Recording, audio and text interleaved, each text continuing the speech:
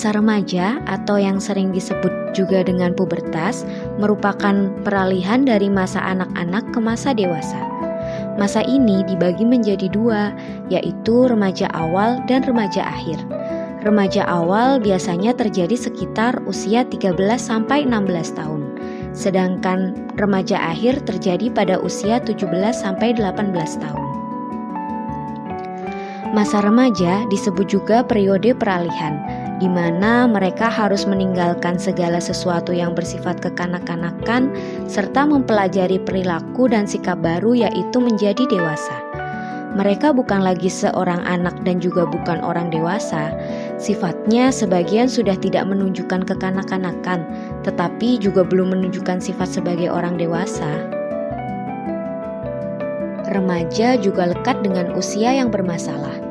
Pemecahan masalah bagi mereka tidak seperti pada masa sebelumnya yang bisa dibantu oleh orang tua atau gurunya. Mereka akan menyelesaikan masalah secara mandiri dan cenderung menolak bantuan dari orang tua ataupun guru mereka. Sekarang, mari kita bahas perkembangan-perkembangan penting yang dialami oleh seorang remaja. Yang pertama, perkembangan emosi. Remaja memiliki ketegangan emosi yang bersifat khas atau disebut juga badai dan topan, storm and stress, menggambarkan emosi yang tidak menentu, tidak stabil, dan meledak-ledak. Hal ini sering diwujudkan dalam bentuk cepat marah, suka menyendiri, gelisah, cemas, sentimen, nervous, menggigit kuku, atau juga garuk-garuk kepala. Gejala tersebut biasanya disebabkan oleh banyak faktor, seperti perubahan hormon, nutrisi, anemia, kurang kalsium, cacat tubuh, keluarga yang tidak harmonis, atau tuntutan yang sangat tinggi. Bisa juga karena banyak hambatan di rumah, misalnya karena masalah keuangan keluarga. Remaja disebut juga masa yang tidak realistis, karena mereka cenderung memandang dirinya dan orang lain sebagaimana yang diinginkan, bukan memandang secara apa adanya. Apabila tidak tercapai, hal ini menyebabkan emosi meninggi dan mudah marah. Namun, seiring bertambahnya pengalaman, maka kemampuan berpikir menjadi semakin realistis.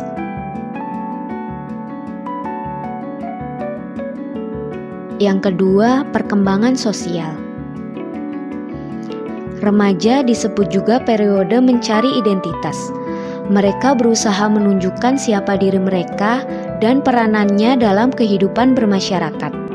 Pergaulan dan interaksi sosial dengan teman sebaya bertambah luas dan kompleks. Hal ini bertujuan untuk mencari bantuan emosional dalam kelompoknya. Karena keberhasilan dalam pergaulan akan menambah rasa percaya diri, sedangkan ditolak dalam kelompok merupakan hukuman yang paling berat. Sikap yang sering ditampilkan pada proses ini yaitu kompetisi atau persaingan, konformitas atau selalu ingin sama dengan kelompoknya, mencari perhatian, menentang otoritas sehingga mereka sering menentang aturan dan menentang campur tangan orang dewasa. Yang ketiga, perkembangan fisik. Remaja disebut juga periode perubahan, ditandai dengan perubahan fisik yang pesat, perubahan perilaku, sikap, emosi, dan minat. Pertumbuhan fisik yang cepat ini berpengaruh pada perkembangan psikososialnya, ditandai dengan mereka biasanya lebih dekat pada teman sebaya daripada dengan keluarganya. Remaja juga diharapkan dapat memenuhi tanggung jawab sebagai orang dewasa, namun karena mereka belum memiliki pengalaman sehingga sering mengalami kegagalan, kemudian akan menimbulkan masalah berupa frustasi atau konflik. Yang keempat, perkembangan kognisi. Remaja telah memiliki kemampuan introspeksi, yaitu berpikir kritis tentang dirinya serta berpikir logis terhadap hal-hal yang penting dalam mengambil keputusan. Ciri berpikir mereka biasanya idealis, egosentris, dan konformitas. Nah, itu tadi keempat perkembangan penting yang terjadi pada masa remaja. Terima kasih sudah menonton.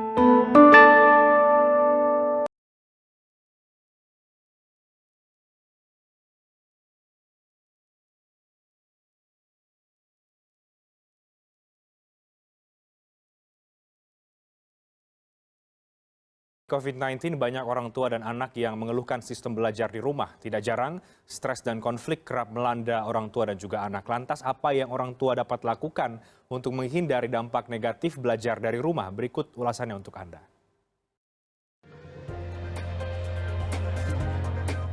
Anda mungkin pernah mendengar berita sejumlah orang tua yang kesal karena anaknya mengalami kesulitan belajar dari rumah. Tak sedikit orang yang heran mengapa hal ini bisa terjadi. Berawal dari pembatasan sosial berskala besar membuat anak-anak harus belajar dan bermain dari rumah.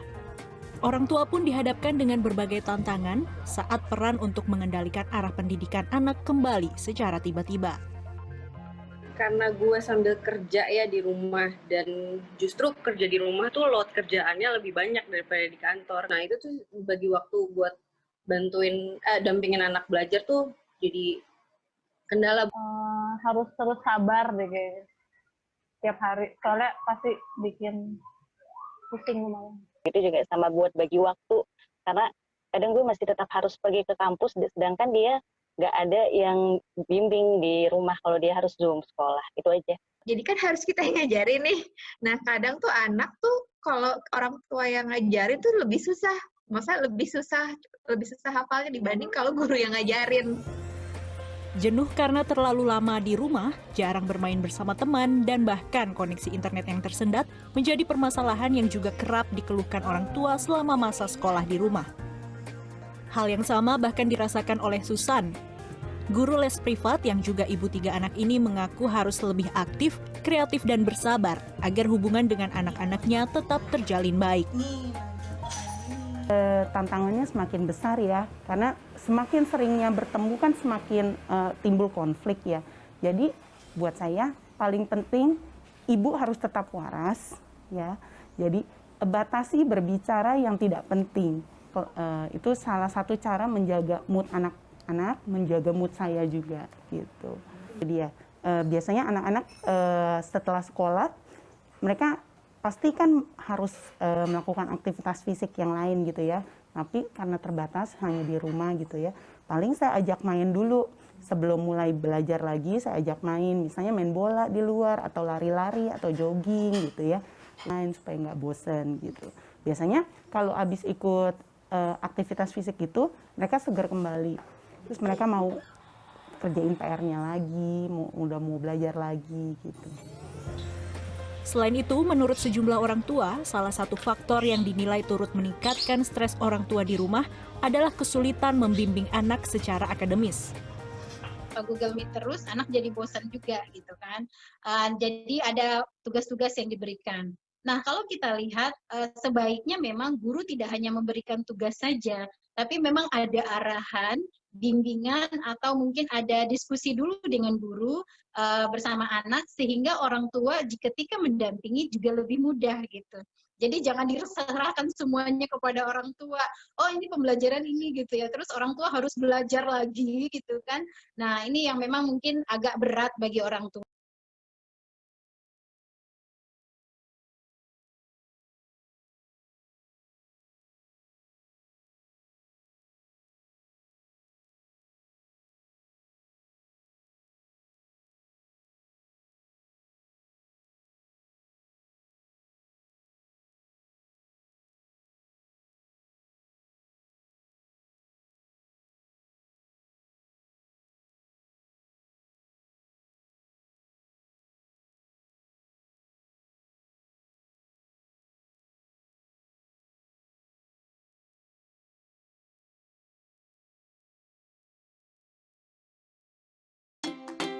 Halo Ayah Bunda, apakah Anda tahu gaya belajar anak Anda? Gaya belajar adalah cara yang disukai oleh masing-masing orang untuk menyerap, memproses, dan menyimpan informasi di dalam otaknya. Ada 3 jenis gaya belajar. Pertama, gaya belajar visual. Anak dengan gaya belajar ini lebih mudah mengingat dengan cara melihat dibandingkan mendengar. Kedua, gaya belajar auditori. Anak tipe ini umumnya senang membaca dengan keras dan mendengarkan sesuatu. Dan yang ketiga, gaya belajar kinestetik. Ciri-ciri yang paling menonjol adalah anak tidak betah duduk diam lama-lama. banyak bergerak, dan lebih senang praktek langsung.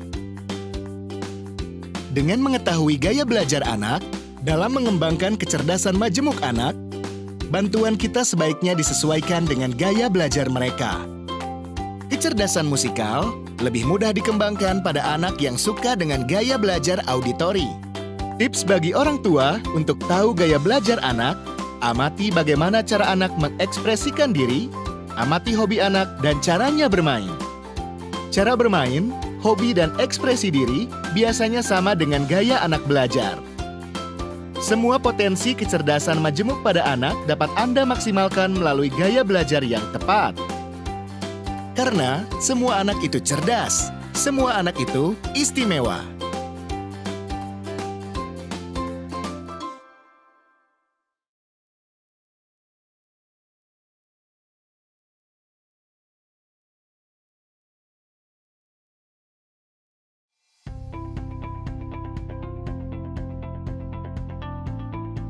Kecerdasan. Banyak orang beranggapan bahwa cerdas itu memiliki arti pintar dan dinilai melalui nilai sekolah yang bagus atau hasil tes IQ yang tinggi. Hal ini membuat persepsi kecerdasan menjadi sempit.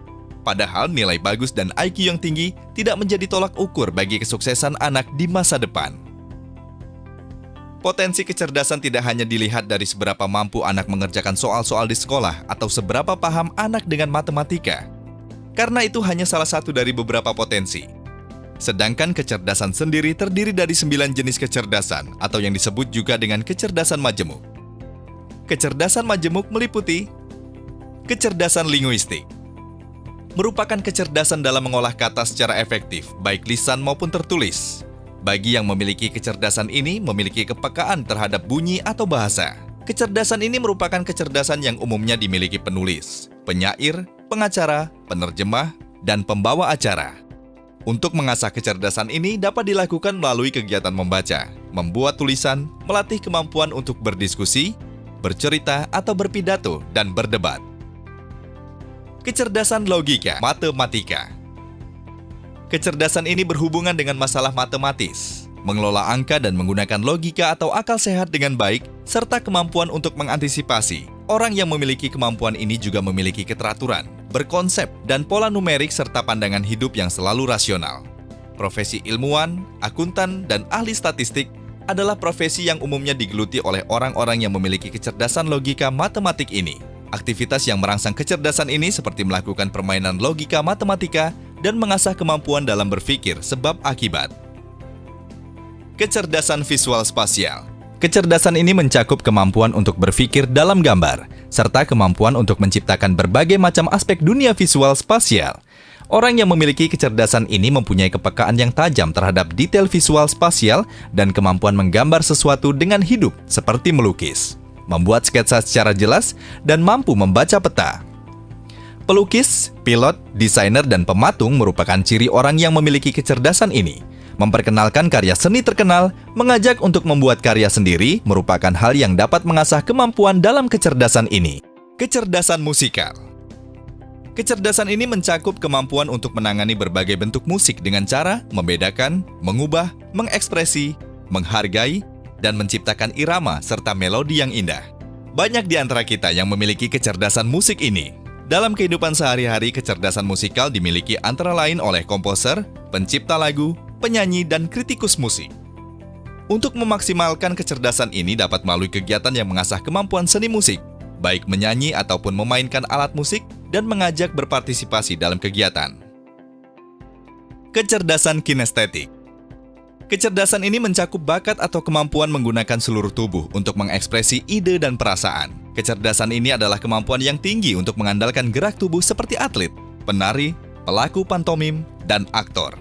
Dengan mengajak berolahraga dan ikut komunitas tari, merupakan hal yang dapat merangsang kecerdasan agar lebih optimal. Kecerdasan interpersonal atau kecerdasan antar pribadi merupakan kemampuan untuk memahami dan kerjasama dengan orang lain. Kecerdasan ini menuntut kemampuan untuk tanggap dan berempati terhadap suasana hati. Seseorang yang mempunyai kecerdasan interpersonal mempunyai belas kasih, kemampuan empati, dan tanggung jawab yang umumnya dimiliki oleh guru, negosiator, pekerja sosial, dan juru runding. Dengan mengajak remaja untuk aktif di organisasi, baik di sekolah ataupun di luar sekolah, dapat mengasah kecerdasan interpersonal. Kecerdasan intrapersonal atau kecerdasan dalam diri sendiri adalah kemampuan dalam memahami diri sendiri dan bertindak berdasarkan pemahaman tersebut. Mereka yang memiliki kecerdasan ini dapat memilah-milah berbagai emosi, kemudian mengelompokkannya, mengungkapkan dalam bentuk simbol. Mereka juga mandiri, terfokus pada tujuan dan disiplin. Dengan membuat catatan harian, memberikan kesempatan untuk saling mengungkapkan perasaan dan pikiran, merupakan beberapa cara untuk mengasah kecerdasan intrapersonal. Kecerdasan naturalis atau kecerdasan lingkungan. Kecerdasan seseorang yang memiliki kemampuan untuk dapat mengerti flora dan fauna dengan baik, serta memahami dan menikmati alam dan menggunakan kemampuannya secara produktif. Profesi dokter hewan, ahli botani, dan petugas kehutanan adalah profesi yang biasanya dilakukan oleh orang yang memiliki kecerdasan ini. Memperkenalkan benda-benda alam yang ada di sekitar seperti flora dan fauna, lalu melakukan kegiatan berkebun dan memelihara binatang adalah kegiatan yang dapat merangsang kecerdasan naturalis ini. Kecerdasan spiritual merupakan kecerdasan yang menyangkut kemampuan seseorang untuk menjawab persoalan-persoalan terdalam mengenai eksistensi atau keberadaan manusia. Kecerdasan ini banyak terdapat pada profesi filsuf. Namun tidak menutup kemungkinan kecerdasan ini dapat dimiliki oleh orang yang memiliki kecerdasan lain. Untuk merangsang dan mengasah kemampuan ini, dapat dengan mengikuti secara aktif organisasi pemuda keagamaan atau mengajak untuk menghadiri kegiatan-kegiatan ibadah. Untuk mengenali kecerdasan apa yang dimiliki oleh remaja, dapat dilakukan dengan mengikuti serangkaian tes pada kartu kecerdasan majemuk dengan memberikan skor pada kelompok pertanyaan dengan menjawab sangat tidak sesuai, tidak terlalu sesuai, sesuai atau sangat sesuai. Skor terbanyak mengarahkan kecenderungan remaja pada salah satu kecerdasan dalam kecerdasan majemuk. Kenalilah kecerdasan majemuk pada remaja karena akan berdampak positif untuk memperoleh sumber daya manusia yang siap menghadapi tantangan dan persaingan dunia. Pesan ini disampaikan oleh Kementerian Kesehatan Republik Indonesia.